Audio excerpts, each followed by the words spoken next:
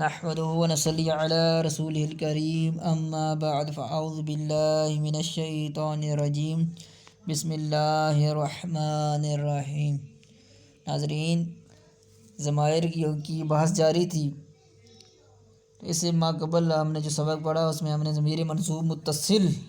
کے بارے میں پڑھا، تو اسی ضمیر منصوب کی دوسری قسم ضمیر منصوب منفصل ہے۔ ان دونوں میں فرق یہ ہے کہ وہ جو ضمیر تھی ضمیر منصوب متصل وہ اپنے عامل سے ملی ہوئی تھی، اس لیے اس کو متصل کہا، اور یہ ضمیر جو کہ ہے تو ضمیر منصوب محل نصب میں واقع ہے لیکن یہ اپنے عامل سے ملی ہوئی نہیں ہوتی، اس لیے اس کو منصوب کہا جاتا ہے۔ جیسے ایاک نعبد میں ایاک، ٹھیک ہے، نعبد میں ایا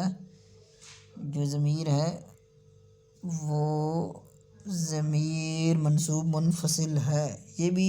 14 ہیں۔ ابھی ایا یہ واحد متکلم پر دلالت کرانے کے لیے، ایانا یہ جمع متکلم صیغہ تثنیہ و جمع مذکر مؤنث متکلم پر دلالت کرانے کے لیے استعمال ہوتی ہے۔ ایاک واحد مذکر حاضر کے لیے، ایاکما تثنیہ مذکر حاضر کے لیے، ایاکم میں جمع مذکر حاضر کے لیے، اور ترجمہ اس کے مطابق کرتے جا کے لکھا ہوا ہے۔ ایاکی یہ واحد مؤنث حاضر کے لیے، اور ایاکما ضمیر تثنیہ مؤنث حاضر، اوپر بھی تثنیہ مؤنث حاضر، اور اچھا یہ جو ایاکما ہے یہ مؤنث و مذکر دونوں کے لیے استعمال ہوتی ہے۔ دیکھیں اوپر بھی ایاکما آیا، نیچے بھی ایاکما آیا۔ ایاکنا جمع مؤنث حاضر کے لیے، ایاہو ضمیر واحد مذکر حاضر واحد مذکر غائب کے لیے، ایاہو ایاہما تثنیہ مذکر غائب، ایاہم جمع مذکر غائب کے لیے مشتمل ہوتی ہے۔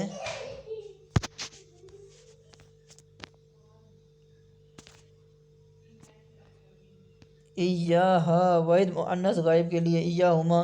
تثنیہ مؤنث غائب کے لیے جمع، اور ایاہن جمع مؤنث غائب کے لیے استعمال ہوتی ہے۔ اچھا نیچے نوٹ ہے یہ ضمیر مفعول بہ ہی واقع ہوتی ہیں، ٹھیک ہے۔ ضمیر منصوب منفصل صرف ایا ہے، آگے آنے والے تمام حروف ہیں، اور متکلم حاضر یا غائب پر دلالت کرنے کے لیے لائق کیے جاتے ہیں، ٹھیک ہے جی۔ ضمیر جو ہے وہ ایا کہا گیا، اور آگے جو ہیں تمام حروف ہیں وہ متکلم حاضر یا غائب پر دلالت کروانے کے لیے استعمال لائق کیے جاتے ہیں، ٹھیک ہے، جیسا کہ ظاہر ہے۔ ضمیر مجرور متصل وہ ضمیر جو مجرور متصل یعنی ایسی ضمیر جو محل جر میں واقع ہو، یعنی کہ ایسی جگہ پر ایسے محل میں واقع ہو جہاں پر اگر کوئی اسم ظاہر آئے تو اس پر اس کے نیچے زیر کی حرکت یعنی کہ جر کی حرکت آئے، ٹھیک ہے، کسرہ ہے جس کے نیچے، ٹھیک ہے، اور اپنے عامل سے ملی ہوئی ہو، جیسے کہ لاہو میں ہو جو ہے غلام ہو، لاہو اور غلام ہو میں ہو جو ہے ضمیر وہ مجرور ہے اور متصل ہے، اپنے عامل سے ملی ہوئی ہے، کیونکہ اس کے سے پہلے یا تو مضاف آتا ہے یا پھر حرف جار آتا ہے جو اس کو جر دیتا ہے، زیر دیتا ہے، جار مجرور۔ لی واحد متکلم واحد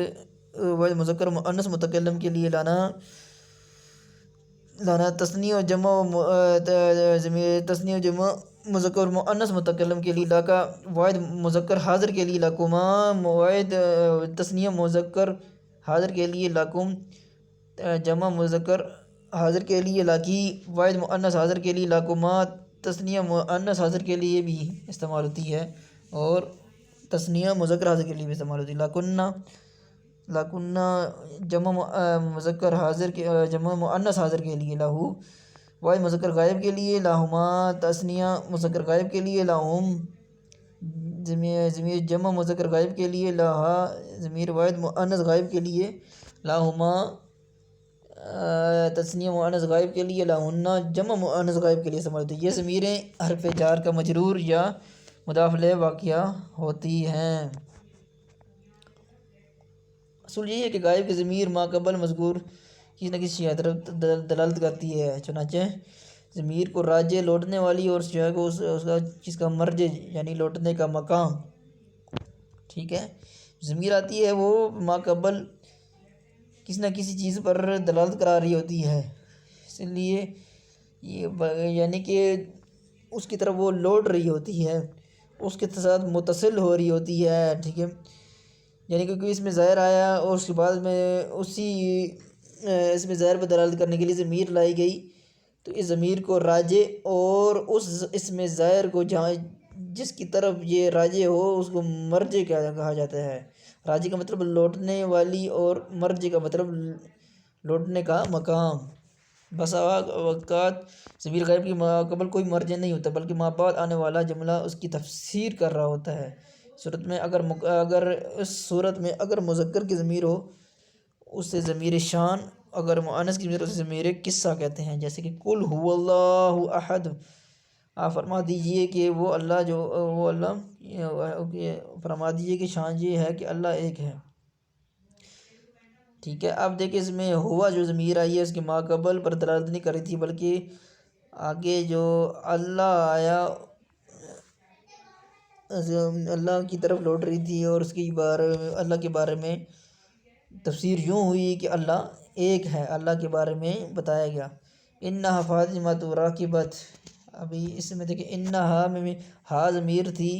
انہا میں ہا جو ہے وہ واحد مؤنث غائب کی ضمیر ہے، اور اس کی ما قبل کوئی اس کا مرجع نہیں ہے بلکہ ما بعد آنے والا اسم جو ہے وہ فاطمہ وہ اس کا مرجع بننا چاہیے۔ تو اور ہم نے یہ پڑھا کہ جو اس طرح کی ضمیر ہوتی ہے اس کا جو مرجع ما بعد ہوتا ہے تو اس کی اس میں ظاہر کی تفسیر بھی بنتی ہے، اور راکبت بے شک قصہ یہ ہے کہ فاطمہ سوار ہوئی، ٹھیک ہے، یہ ٹھیک ہے، شان یا قصہ بیان کرنے کے لیے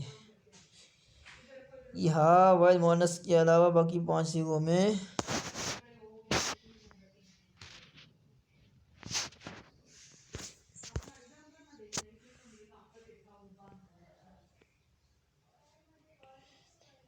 ٹھیک ہے۔ یہ دیکھیں قاعدہ بیان کر رہے ہیں کہ غائب کی ضمیر جو ہے بقیہ انشاءاللہ اگلے سبق میں پڑھیں گے۔ وآخر دعوانا ان الحمد للہ رب العالمین۔